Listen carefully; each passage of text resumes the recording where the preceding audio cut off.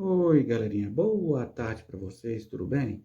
Eu espero que estejam bem, que estejam animados, dispostos para a nossa aula deste dia, pois eu conto com a participação de todos vocês.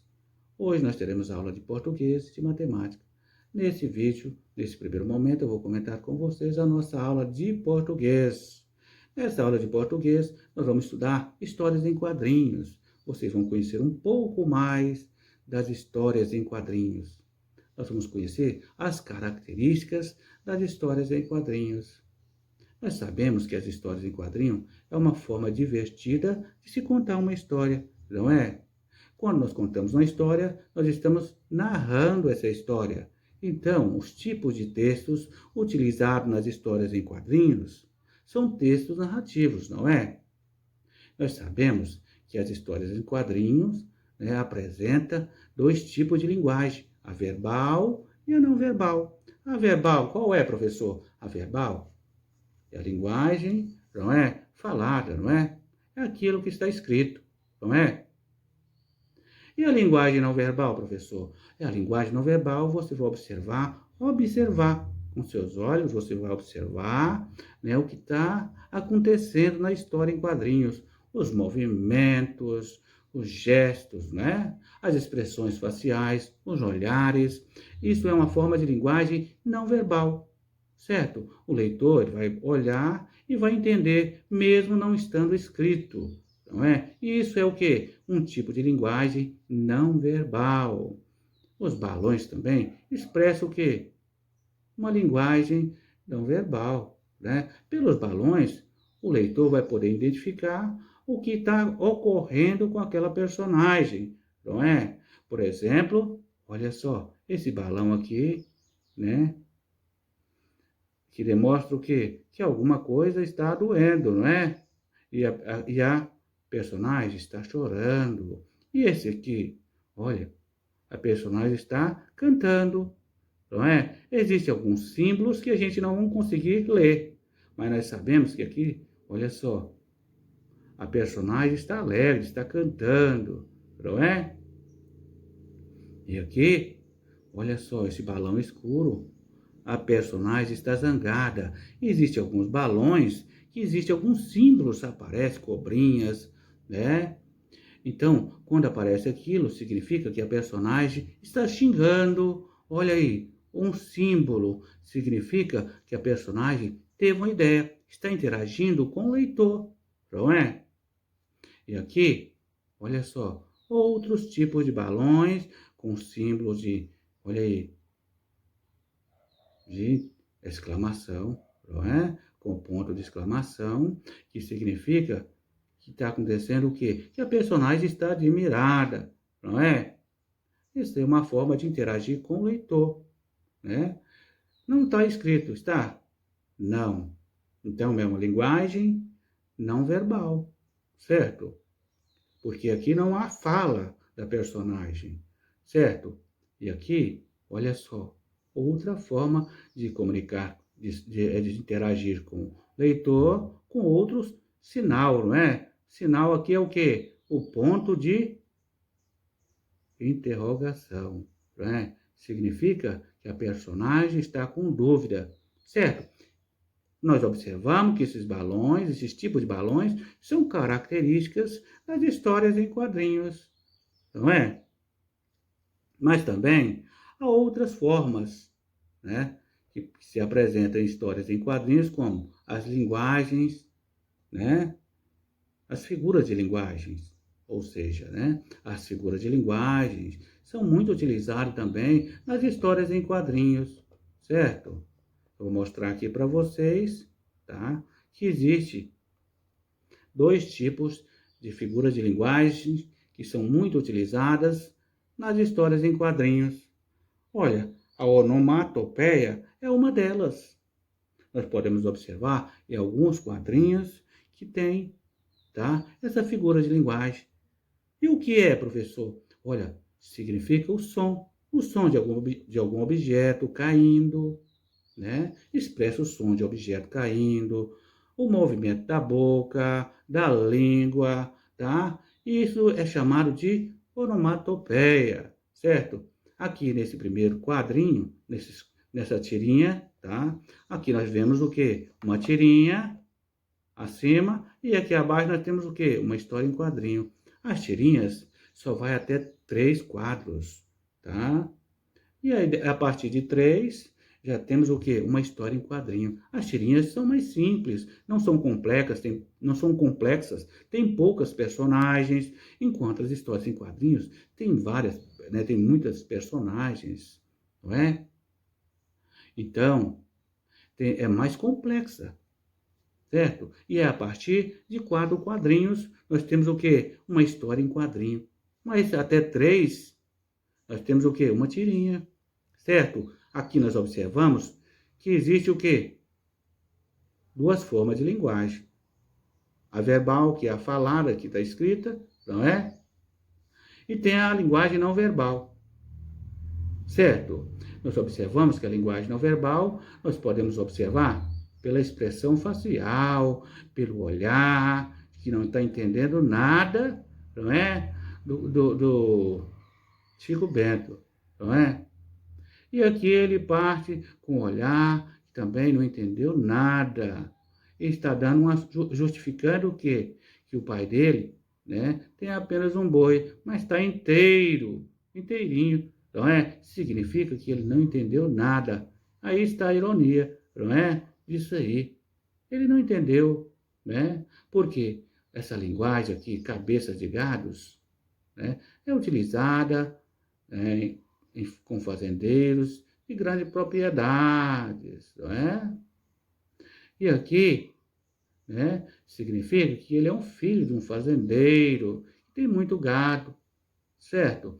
E aqui, ele é um filho de um chacareiro, que tem uma pequena terra, né, mas que não conhece o significado de cabeças de gado, não é? Cabeça de gado, né, significa, né?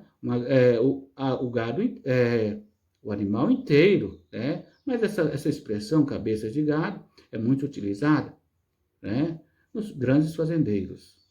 E aqui ele saiu sem entender nada, né? E pela expressão você conhece que o outro também ficou sem entender, né?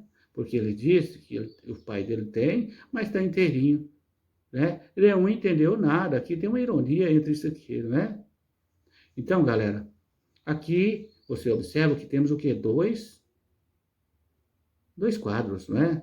Então, isso aqui é uma tirinha. Se tivesse até 3 quadros, é considerado uma tirinha. Mas também é uma história em quadrinho, né? Uma história com 3 quadros, mas é uma tirinha, tá? É considerado uma tirinha. A partir de 4 quadros, nós temos o quê? Uma história em quadrinho. É uma história em quadrinho, ela é mais complexa, tem mais personagem, não é? Enquanto a tirinha, ela é menos complexa, com menos personagem, e vai até o terceiro quadrinho, certo? Aqui nessa tirinha, nós não observamos nenhuma figura de linguagem. Tem?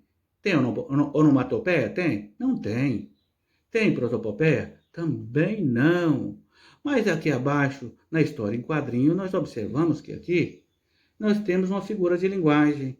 E aqui, olha só, qual? A prosopopeia. Certo, a prosopopeia é uma figura de linguagem, né? Que atribui a seres inanimados, né, a característica humana. Esses seres inanimados, sem vida, não é? Ou animais, pode falar como se fosse uma pessoa. Essa forma de linguagem é chamada prosopopeia, tá? A prosopopeia, ela atribui características humanas a seres inanimados, né? Aqui nós vemos o quê? Aqui nós temos Calv e Harold, né? Quem é Calv? Esse garoto que tem o quê? O seu boneco de pelúcia, não é? Quem é o boneco de pelúcia? O tigre de pelúcia, não é? Ele tem um tigre de pelúcia. Esse tigre de pelúcia, de pelúcia tem vida, não tem? Ele pode falar. E essas características humanas são dadas a quem? Olha só, como eu disse para vocês, a seres inanimados, sem vida. Eles podem falar, não é? Uma árvore pode falar, um boneco pode falar, não é? E também os animais podem falar, certo? Então, são características humanas atribuídas, não é? A esses seres inanimados ou animais, certo? Eles vão poder falar. E aqui ele está conversando com quem? Com Calvin, né?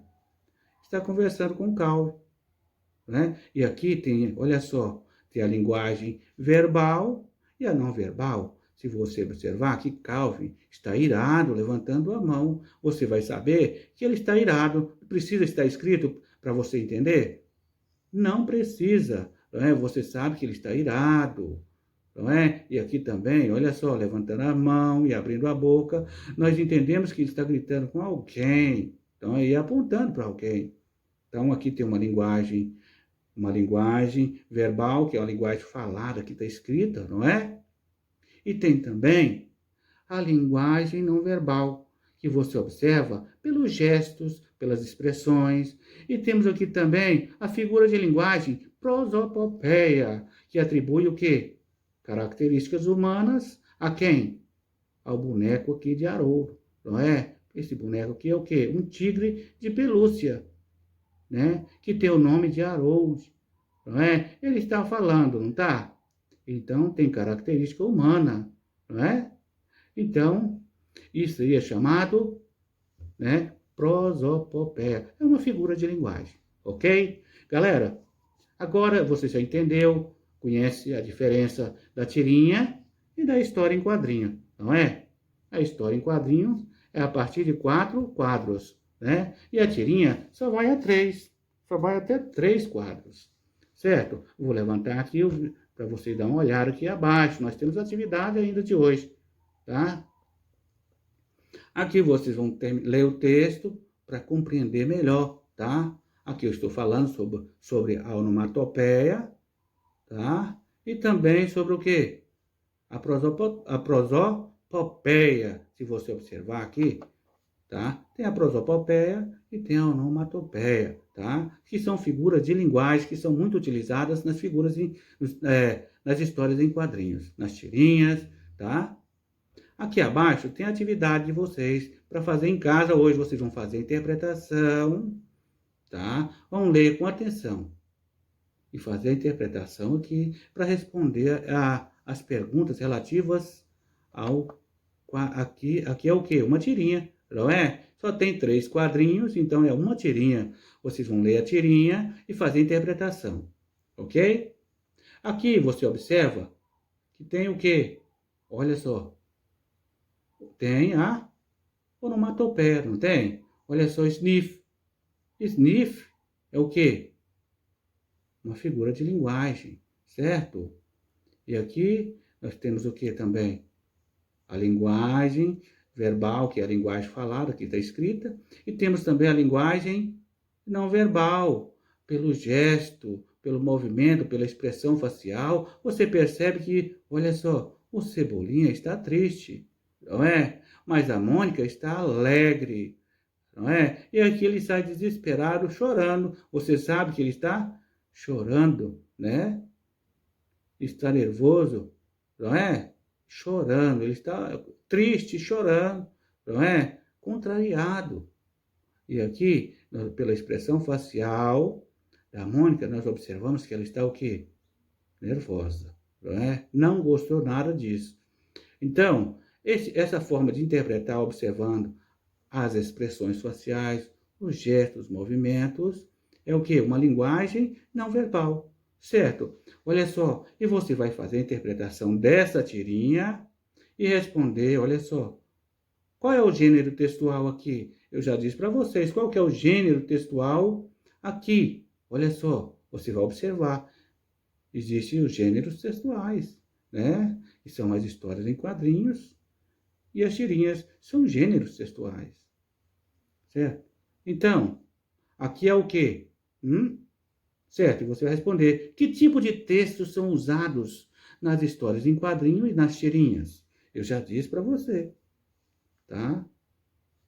Então, você vai responder, fazer a interpretação, tá? Da tirinha e responder aqui abaixo as questões, tá? Referente à tirinha. Mais abaixo, como eu disse para vocês, nós já temos aqui, olha só. Na terceira questões, nós temos o quê? Uma tirinha, duas tirinhas aqui, ó. São dois quadrinhos, são duas tirinhas, né? Você observa que aqui tem o prof. Esse prof aqui é o quê? Uma figura de linguagem. Que tipo de figura de linguagem é? Olha, onomatopeia, não é? Que representa o som dos objetos, de alguma pancada, não é? E tum, tum. Isso aqui é o quê? Onomatopeia. Chomp também, tá? É onomatopeia, ok? Então, você vai explica o significado das onomatopeias nessas tirinhas, tá? Você vai explicar o significado. O que é o significado disso aqui? Tum, significa o quê? O que está acontecendo? Olha aí, né? Esse tum é o quê? O som do quê?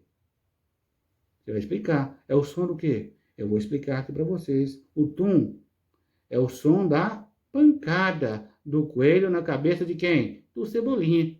E aqui à frente você vai explicar também, aqui abaixo também, da mesma forma, ok? Então, galera, é isso aí na nossa aula de português nesse dia. Mas não esqueça de fazer aqui, olha, tem a quarta questão aqui. Observa os quadros acima. E podemos afirmar que é uma história em quadrinho, HQ é história em quadrinho, ou uma tirinha, certo? Então, se você prestou atenção no que eu disse, você vai conseguir responder com facilidade. Então, galera, boa aula para vocês.